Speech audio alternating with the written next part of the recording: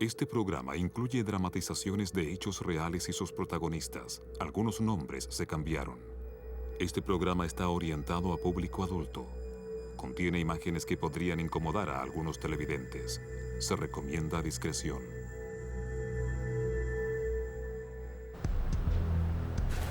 Desaparece un joven en el Medio Oeste. La gente está aterrorizada y llama a un par de clarividentes en busca de ayuda. No podría ser más doloroso para una familia. Sentía su angustia en el corazón al verlos. En Pensilvania, un hombre mata a su amigo. El hechor escapa. La policía recibe la sorpresiva llamada de una clarividente. Podía ver el lugar donde lo mataron. Recuerdo el terror que me causó. Era paralizante, realmente aterrador.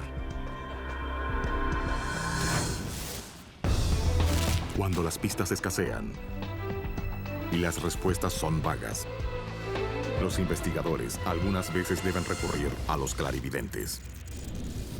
Clarividentes. Círculo de enemigos. En un pequeño pueblo del Medio Oeste norteamericano, la tarde del 4 de junio de 1994, Jamie Apaku charla con un amigo. Entonces, ¿te gustaría? Claro que sí, viejo. Jamie tiene una familia muy Nos unida, vemos pronto. Bien. Muy bien, hermano, cuídate. pero recientemente se ha mezclado con una pandilla peligrosa y está traficando narcóticos. ¡Alto! ¿Cómo es posible? Ese mismo día, el padre de Jamie se entera de que su hijo ha faltado a una reunión importante. Han pasado pocas horas, pero dado el tipo de vida que lleva Jamie, el padre se preocupa. ¿Qué hago para encontrarlo? Casi al mismo tiempo, a no mucha distancia, ¡Siéntense! ¡En silencio! ¡No! el terror irrumpe en la casa de la novia de Jamie. ¡No se muevan! ¡Quédense ahí! Los hombres exigen el dinero de las drogas. ¿Dónde está? La familia no comprende. No hay nada. No hay nada. No hay dinero alguno. Horas después, la novia de Jamie regresa a casa. ¿Mamá? ¿Mamá? ¡Hija! ¡Ayúdame! ¿Qué pasó aquí? ¿Mamá? ¡Nos asaltaron! Mamá, ¡Casi ¿qué pasó? destrozaron la casa! Entraron Cálmese. a la fuerza, no puedo. Las víctimas están aterradas. Relatan al detective Don Evans lo que recuerdan sobre el asalto. Declaran que tan pronto entraron los sospechosos, violentamente comenzaron a preguntar en qué lugar tenían guardado el dinero y luego, refiriéndose al futuro yerno de Jamie, decían, ¿dónde guarda el dinero? No sabía qué hacer, temí lo peor. Ella intentó hacerles entender que él no vivía allí y que no guardaba nada ahí. Nos golpearon. Las niñas están demasiado asustadas aún para decir cómo eran los asaltantes. Tuvieron dificultad para describir la estatura, peso y características de los hombres. Esta es la situación más difícil en que puede verse involucrada una niña o jovencita. Él me hacía Es daño. inevitable no pensar, ¿y si esta fuese mi hija? Es una gran motivación para investigar a fondo y hacer que los delincuentes paguen. Los detectives buscan testigos. Hay vecinos que vieron el auto de Jamie, pero él no estaba en su interior. Habían visto caminando a dos sospechosos, pero nadie tuvo la precaución de anotar la matrícula del auto que usaban. La descripción que dieron los vecinos de los sujetos desconocidos no coincidía para nada con la del futuro yerno. La desaparición de Jamie puede estar vinculada al asalto a la casa, pero no es seguro. 2 días después de la desaparición, un amigo ve el auto de Jamie en el aparcamiento de un supermercado local. Sabe que Jamie ha desaparecido y llama enseguida. La policía revisa el auto, pero no encuentra huellas dactilares ni otra evidencia útil. La ausencia de huellas indica que probablemente ha sido parte de un acto premeditado. Es decir, la persona que dejó el auto ahí se preocupó de usar guantes o bien de limpiar cuidadosamente todo lo que tocó con sus manos en las superficies lisas. La detective Pam Gehrig es asignada al caso. Tenía el informe de persona desaparecida, un vehículo recién encontrado y un allanamiento criminal donde se había visto el auto y sujetos preguntando ¿dónde está el dinero?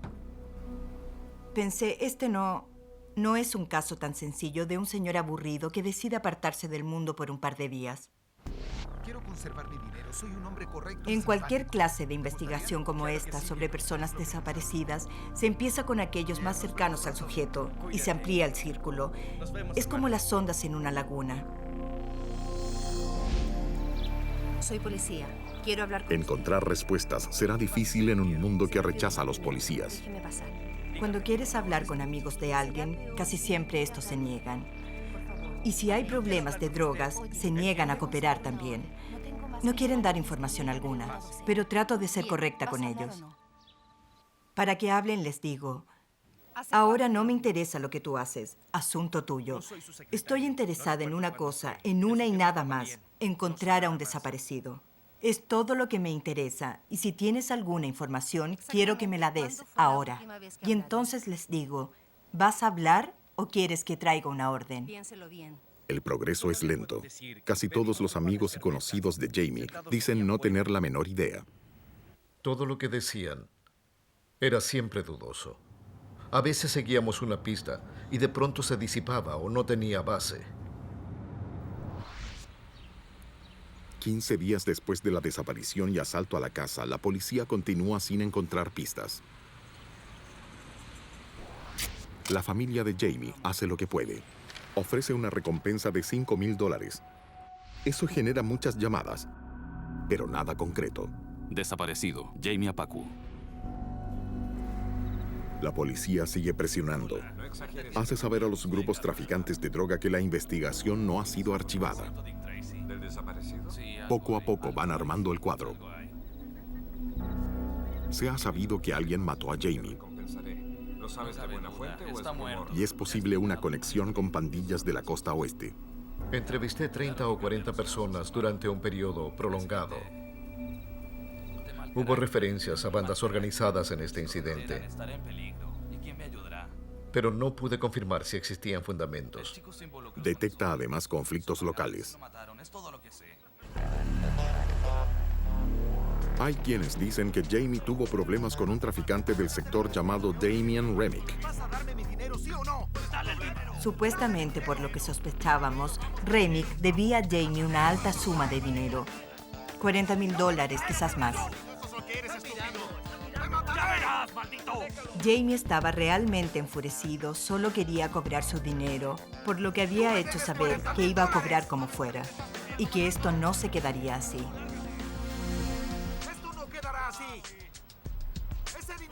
La policía no logra encontrar a Remick en la zona.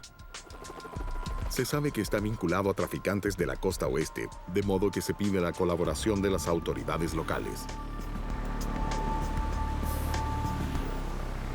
Pero resulta imposible de ubicar. A fines de agosto de 1994, Jamie Apaku lleva casi 3 meses desaparecido. Es realmente frustrante, porque siempre una desea que algo ocurra, como obtener alguna información o al menos una dirección, pero a veces no logras nada. Se transforma en un fracaso, una gran desilusión. En un gran silencio total, pero hay una vida en juego y hay personas que esperan resultados.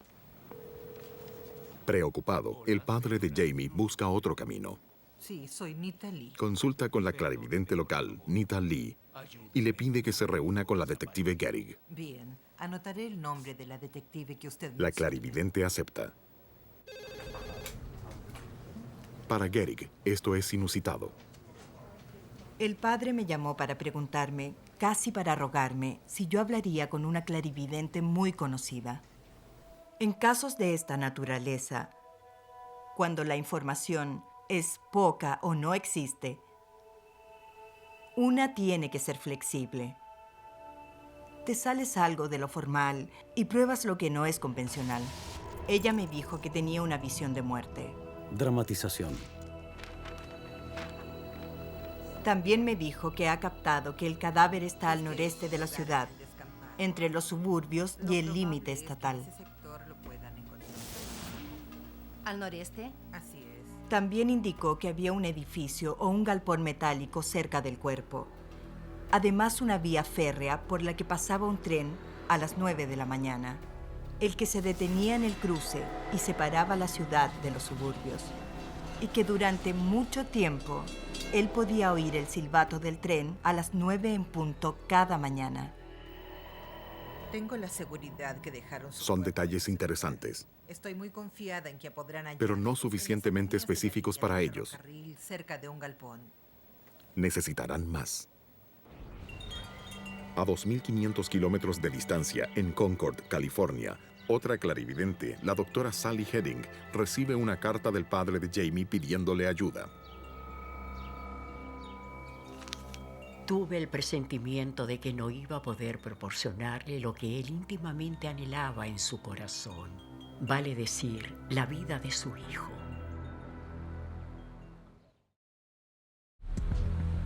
En 1994, Jamie Apaku, de 22 años, desaparece el mismo día en que atacan a la familia de su novia. Aquí, hija. Unos sujetos me asaltaron, lo destrozaron todo.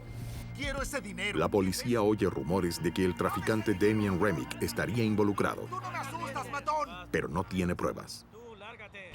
El padre de Jamie envía a la clarividente de California, Sally Heading, una foto de su hijo. Espera que le ayude. Muchos clarividentes se valen de un pañuelo, un anillo o algo así. Una prenda que la víctima de un crimen o la persona desaparecida haya usado. Yo no hago eso habitualmente, pero una fotografía sí me sirve mucho. Para mí una foto conserva el momento y el tiempo justo porque es un pequeño instante al alma de la persona fotografiada. Porque todo lo que capté me dio la firme convicción de que el joven había muerto o asesinado. Ella visualiza a los matones sicarios de la costa oeste.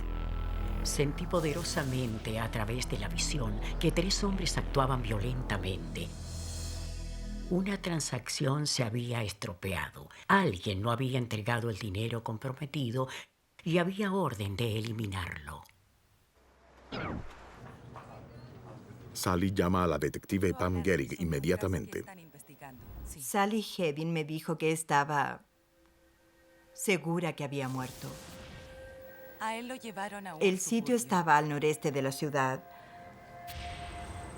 Había un camino de grava.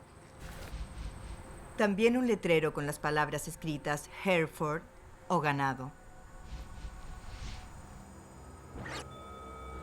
Existía más allá una cerca o algo relativo a ganado vacuno.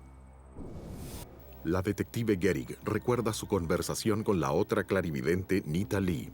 Tanto Nita como Sally mencionaron que Jamie había muerto y que el cuerpo se hallaba al noreste de la ciudad. Cerca del galpón. Para mí eso lo hizo algo más creíble. Dramatización. Sally ha visto que el cuerpo está en la superficie, envuelto en una manta azul. También ha visto las líneas telefónicas y alambres de púas con unos jirones de ropa adheridos. Sally está convencida que ella no encontrará el cadáver y tampoco la policía. Presiente que será hallado por cazadores. Cuando se obtienen informaciones en una investigación como esta, desde luego lo primero es proceder a probar si son ciertas o falsas. No me importa que parezcan cosas absurdas. Hay que verificarlas, aunque creas que es una pérdida de tiempo. Yo estaba dispuesta a todo como debe hacerlo un investigador policial.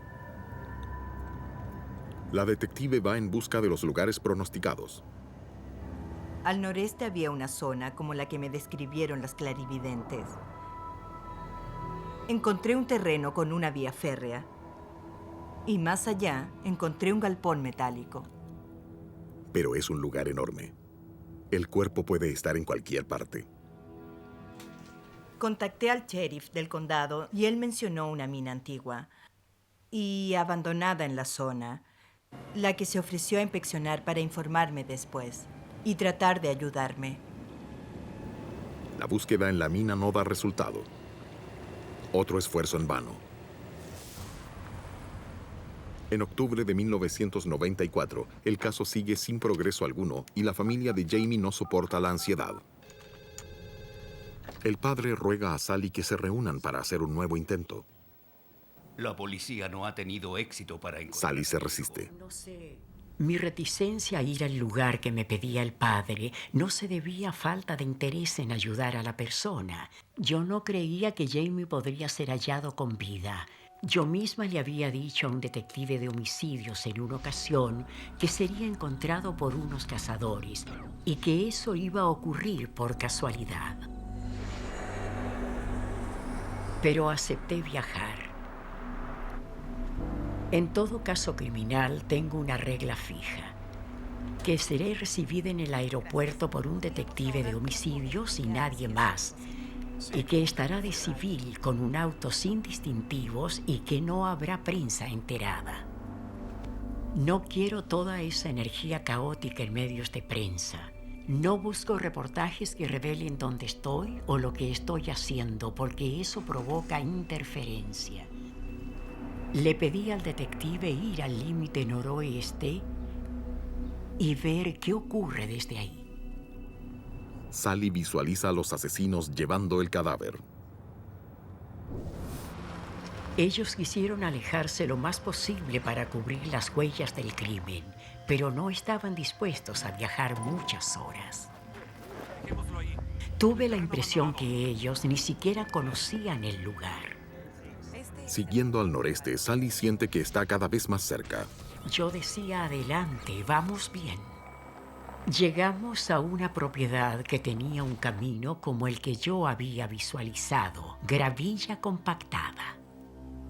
Había un portón con acceso a un gran corral. El descampado en los matorrales, tanto como el terreno, era lo que yo había captado mentalmente cuando me llamó el padre angustiado. Están cerca del cadáver de Jamie, pero no lo suficiente. Algo está faltando. Aún no veía ese letrero sobre ganado Hereford que yo había visto. Pregunté, ¿alguien cría ganado vacuno selecto como lo indicaba ese letrero con una vaca dibujada que para mí marca la dirección donde está Jamie? Sally está segura que el cuerpo de Jamie está cerca, pero siempre advirtió que ella no podría encontrarlo. Desafortunadamente debe regresar a California esa tarde. Realmente lamento disponer de tan pocas horas. El detective ofrece llevarla a conocer la familia de Jamie antes que se marche. Yo estaba muy emocionada. Acepté enseguida. Hola, es un placer conocerla. Para mí fue un privilegio poder abrazarlos y darles mis condolencias y todo mi apoyo. Mis condolencias para ustedes. Pude decirles que había hecho todo lo posible y que la familia no era responsable. Que Jamie no era malo, que solo se había descarriado y que merecía un buen recuerdo. A nosotros también. Así descansa.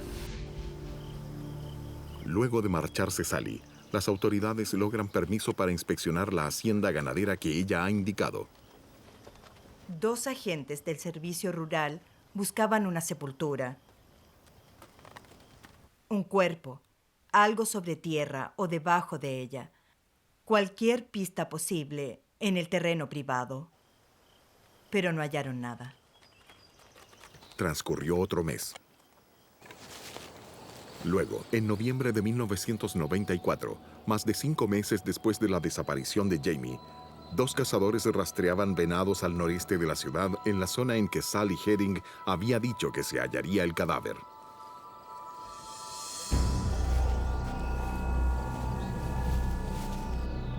La clarividente tenía razón. En el Medio Oeste, Jamie Apaku permanece desaparecido durante 5 meses hasta que unos cazadores descubren sus restos según la predicción de la clarividente Sally Heading. Estamos cerca. Las autoridades notan que el cuerpo está envuelto en una manta azul, lo que también había descrito Sally. La cabeza está envuelta en cinta aislante. Tenía características de ejecución. Por la información que se dispone del caso, el tráfico de droga y sobre todo el dinero que una persona debía a otra. Pensé que era bastante probable que ese asesinato fuese una ejecución propia del crimen organizado. Cerca de allí están las estructuras descritas inicialmente por Sally y su colega Nita Lee. Parte de la información era casi con seguridad acertada. Más allá de la carretera, un gran galpón metálico, las vías del ferrocarril y un letrero que anuncia ganado raza Hereford. Pero lo que más nos impactó, que en el lugar además había un alambrado de púas cerca de donde encontramos el cadáver. También había un camino de grava y estábamos al noreste de la ciudad. Diversos detalles concretos que ambas clarividentes habían mencionado se pudieron confirmar. Sin embargo, sin importar lo que uno pudiera creer, todo estaba allí. Un médico forense determina que Jamie Apaku habría muerto de un trauma craneano, asfixia y hemorragia por un corte en el cuello.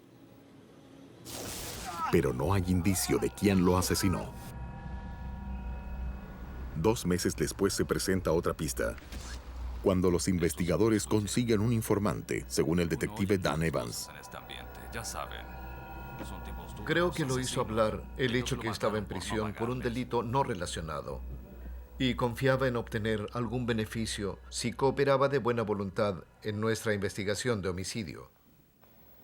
El informante confirma que había un conflicto entre Jamie Apaku y el traficante Damien Remick. Quiero mi dinero, yo soy responsable. Remick le debía dinero a Jamie y se habría negado a pagar. ¡Ven aquí, cretino! ¡Tranquilo, lo voy a matar! Una transacción fracasada, como predijera Sally Herring. El informante revela que Remick habría reclutado 3 matones de la costa oeste para que vinieran a la ciudad a intimidar a Jamie y hacerlo desistir. ¿Dónde vive? 3 hombres de la costa oeste también figuraban en las visiones de Sally. Claro. Según el informante, en junio de 1994, Remick y los matones contratados se reunieron y planearon el ataque. Jamie se presentó sorpresivamente.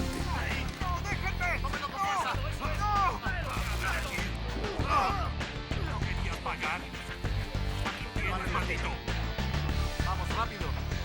Ya verás.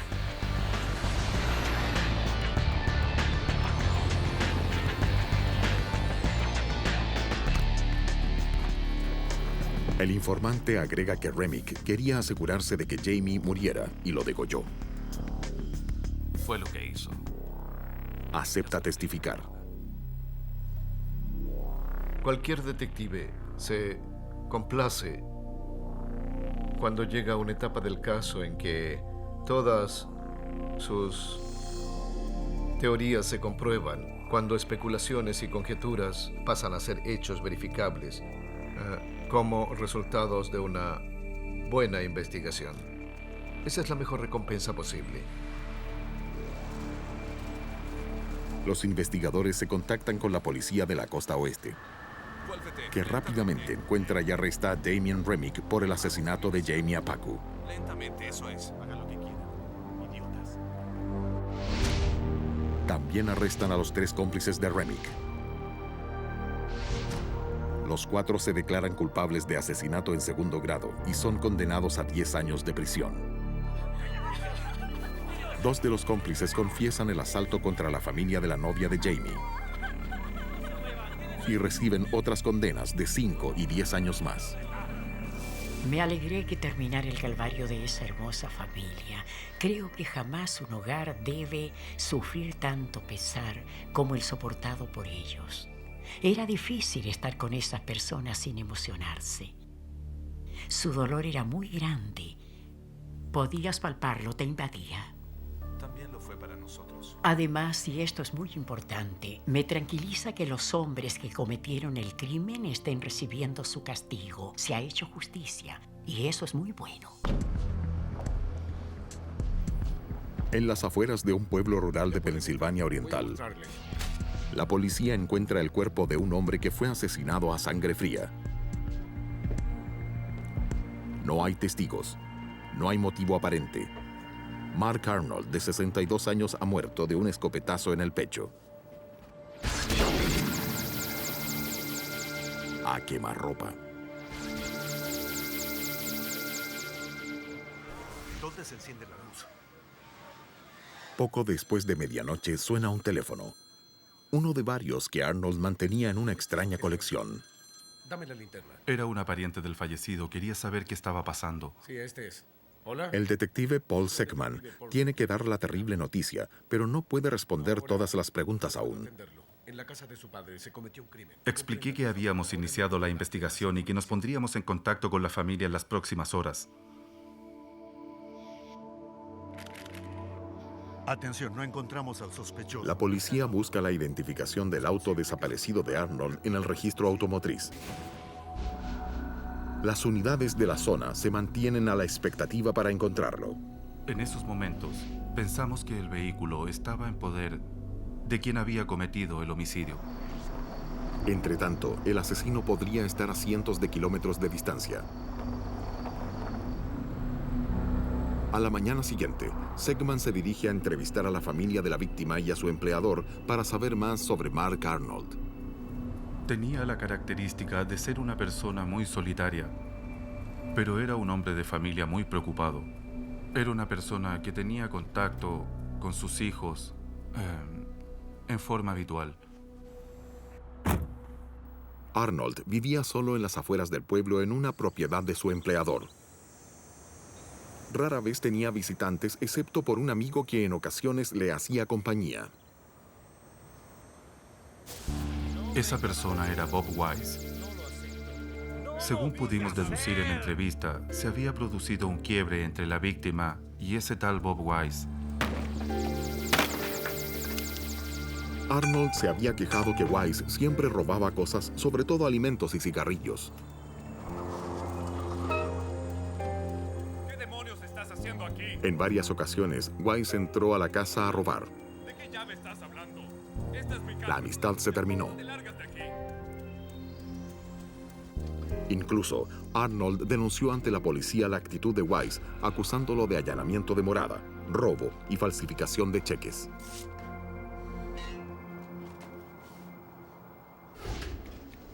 Pero esa vez los agentes no localizaron a Wise. No tenía domicilio permanente. Ahora Sekman emite una alerta nacional por Wise y el vehículo robado.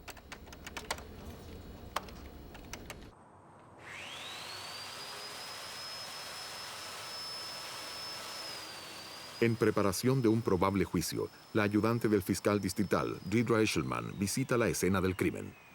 Los detectives del condado reunieron evidencias durante unas 2 semanas, incluso quitando linóleo del piso, ya que había pisadas sobre la sangre derramada por el señor Arnold. Esas huellas tenían una importancia especial. Con esas huellas ubicarían al asesino en la escena del crimen, si es que la policía encuentra al sospechoso con quien compararlas. Robert Wise es el sospechoso número 1. El problema era que no podíamos encontrarlo. No estaba en Lebanon. Conducía un auto que podíamos buscar, pero ¿dónde hacerlo? Y mientras más tiempo pasaba, menos evidencia podíamos encontrar. Y el caso ya se estaba diluyendo. Pero la policía no estaba sola en el caso. En cierta forma, hubo un testigo del crimen. ¿Quieres robarme? ¿Qué haces? En la noche del asesinato, la clarividente Jan Helen McGee despertó de una terrible pesadilla. Recuerdo un sueño en el que vi la vivienda en que lo mataron. Lo que vi fue aterrador. Si bien toda pesadilla infunde temor, era paralizante, realmente aterrador. No pude volver a dormir. Sentí como que flotaba en el aire. Me movía a través del cuarto observándolos al pasar. Fue como entrar y salir.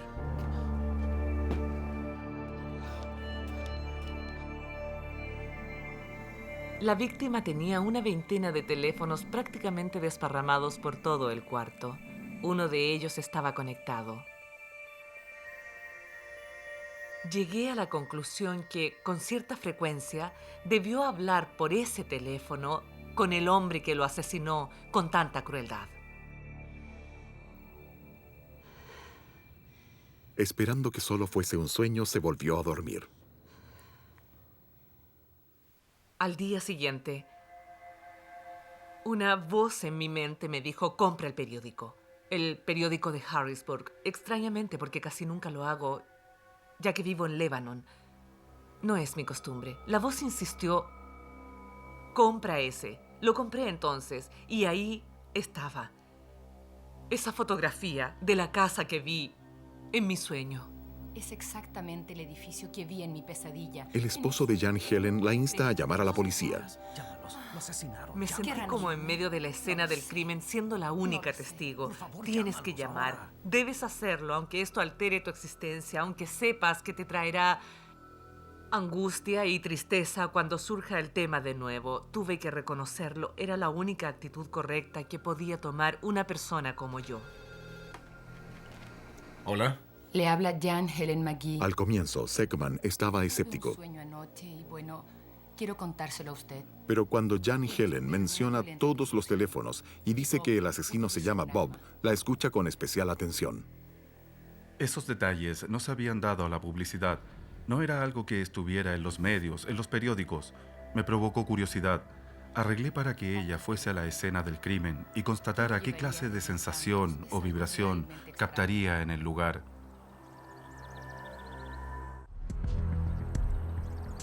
En la Pensilvania rural, después de ser baleado Mark Arnold, el sospechoso, Robert Wise, desaparece.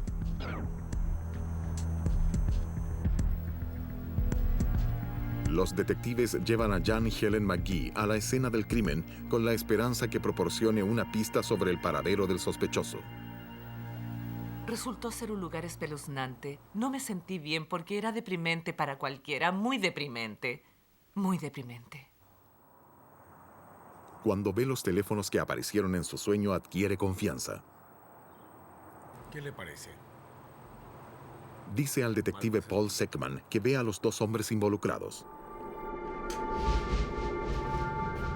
Está casi lista. Pude ver... ¿Cómo decirlo? Yo vi a una persona que ya no está en este mundo. Pero no es un fantasma, es casi como la imagen de una persona. Algo semejante a lo que es un ángel, quizás. Ambos compartieron una cena antes del asesinato y eso me resulta extremadamente triste porque la víctima preparó la comida para su amigo y luego este lo mató. Jan Helen sabe dónde se encontraban los hombres cuando el sujeto llamado Bob apretó el gatillo. Sí, fue justo ahí. Y a dónde se dirigió después del disparo. Eso basta para convencer a Segman que ella tiene poder parapsicológico, pero resulta muy abrumador para la propia Jan Helen. Sentí mucha urgencia por salir de allí, porque cuando estoy muy afectada, no puedo soportarlo. Tengo que reposar. Para mí la información que doy a la policía es como un rompecabezas y no es a mí a quien corresponde ordenar las piezas. Lo que Segman realmente quiere saber es dónde encontrar a Robert Wise. La clarividente cree que Wise huyó al sureste a una localidad balneario en la costa atlántica. Una playa. Luego agregué, ¿es en Ocean City, Maryland o en Rehoboth Beach, Delaware? Sí, es lo más probable. Creo que trata de... Fue la primera en mencionar esa zona como posible escondite de Robert Wise. Pero no en Nueva Jersey. Estoy seguro. Entonces, basado en esta información, me puse en contacto telefónico con varias agencias en las zonas de Maryland y Delaware.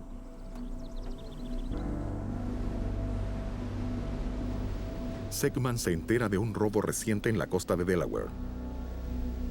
Una mujer denuncia a un amigo por robo. El nombre de aquel amigo, Robert Wise. Segman y un agente del estado de Delaware se unen para seguir la pista y entrevistar a la mujer, Rachel Miles. Ahora háblenos de su amigo, señora. Les dice que conoció a Wise en el trabajo, en un motel de la playa cerca de Rehoboth, exactamente la localidad indicada por la clarividente. Un día, él robó todas sus joyas valoradas en más de $12,000 y desapareció. Rachel no volvió a saber más de Robert Wise, pero sabe a dónde se dirigió. Una amiga le ha dicho que Wise se presentó en su casa de Ocean City, Maryland. Segman viaja más al sur, a Ocean City, la otra ciudad balneario mencionada por Jan Helen. Mi impresión era que él solía ir a esas playas siendo niño. Era un lugar en el que se sentía seguro, porque cuando uno visita en vacaciones cada año un mismo lugar, lo normal es que se sienta amparado allí. Pude captar también que él estaba nervioso y alterado y con temor. Por eso eligió ese lugar, porque le daba total seguridad. Buscando a Wise, Segman y un detective local visitan a Mary Ann Coster en Ocean City. Sí, soy yo. Me alegra verles. Mary Ann vive con sus 2 hijos. Mi hijo mayor. Explica que uno de ellos conoció a Wise el verano anterior, cuando ambos trabajaron en un hotel de la playa. Le dejaré mi tarjeta. Pocos días antes, Wise apareció en la casa y preguntó si podía quedarse un par de noches, según el detective Mark Tempert. No pensé mal de él. Creí que eran Cuando amigos. Robert Wise se presentó en la casa de esta familia, solo los 2 hermanos estaban allí. Él se quedó varios días y entonces la madre llegó de vuelta. Disculpe, ¿quién es usted? ¿Y usted quién es? Tan pronto lo vio, ella se dio cuenta de que era un aprovechador y enseguida le dijo que se marchara. Quiero que se marche Escuche, ahora. señora, yo recuerdo que me parece... El hijo explica que Wise tenía el extraño hábito de aparcar el auto de manera tal que la placa matrícula no se viera desde la calle. Lo aceptamos esta vez, pero últimamente resultaba... El joven Paul terminó encontrando tan rara la conducta de Wise que decidió anotar el número de matrícula de su vehículo.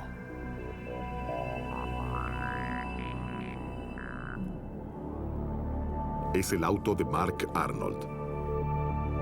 Logramos determinar que Robert Wise se encontraba prófugo en la zona de Ocean City, pero nos llevaba un par de días de ventaja.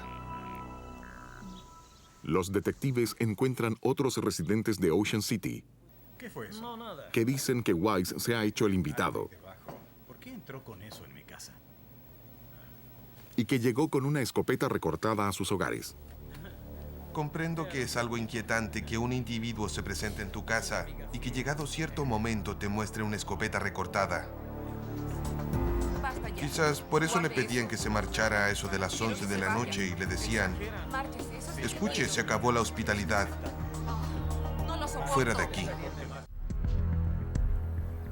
Gracias a la percepción de la clarividente Jan Helen McGee, la policía rastrea al asesino sospechoso Robert Wise hasta localidades costeras de Delaware y Maryland. Las agencias policiales de la zona están en alerta máxima. Sujeto buscado.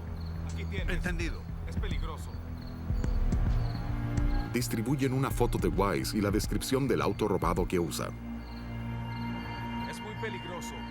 Están tras él hace meses. Espero que lo arrestemos pronto. El agente Patrick Quigley, de la ciudad de Millsboro, Delaware, era un novato en esos días. Fui contactado por el jefe de policía de nuestra ciudad vecina y me dio algunos detalles de un boletín especial para realizar una búsqueda de un vehículo que había sido robado. Muy bien, cuídense. El sospechoso está... El jefe advierte que Wise puede llevar una escopeta recortada. Todos deben cuidarse.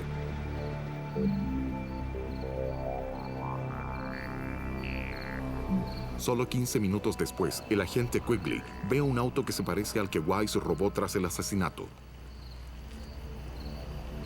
Cuando al fin vi el vehículo, tuve un momento de pánico. Me habían dicho que el sujeto podía estar armado con una escopeta y yo estaba solo en la patrulla. Y siendo novato, solo tenía un par de años trabajando en la calle y por esa razón estaba intranquilo. Quigley comienza a operar, pero recuerda su entrenamiento y decide ejercer mayor cautela. No debe precipitarse. Retrocedí, busqué mis binoculares y verifiqué la placa matrícula del vehículo. Y resultó que era el auto que buscábamos. Quigley notifica al despachador que encontró el auto. Licencia de Pensilvania, 433-481. El despachador pide apoyo y aconseja a Quigley que aguarde. Precaución, repito. En pocos minutos, un agente local y un agente secreto estatal llegan al lugar.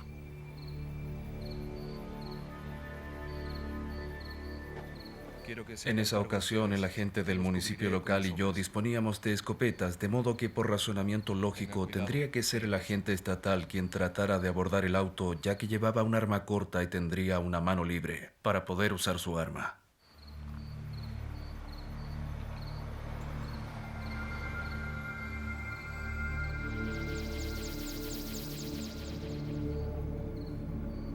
No están seguros si hay alguien en el auto. Cuando el oficial estatal abrió la puerta del auto, vi al sujeto adentro que me miraba directamente a los ojos con miedo, el mismo miedo que nosotros. Entonces lentamente levantó las manos y dijo, no me muevo. Es Robert Wise. Pero la licencia de conductor que lleva pertenece a Mark Arnold, el hombre asesinado.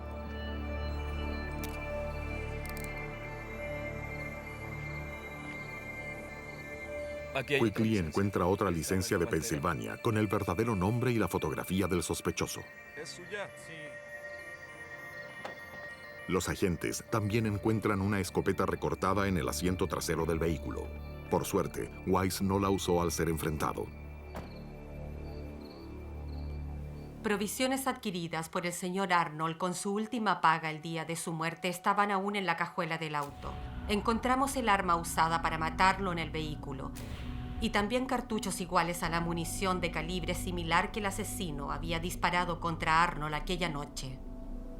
Entonces, fue una suerte que Wise no se hubiese deshecho de todo eso. La policía estatal de Delaware ficha a Robert Wise en su cuartel más próximo. Los botines.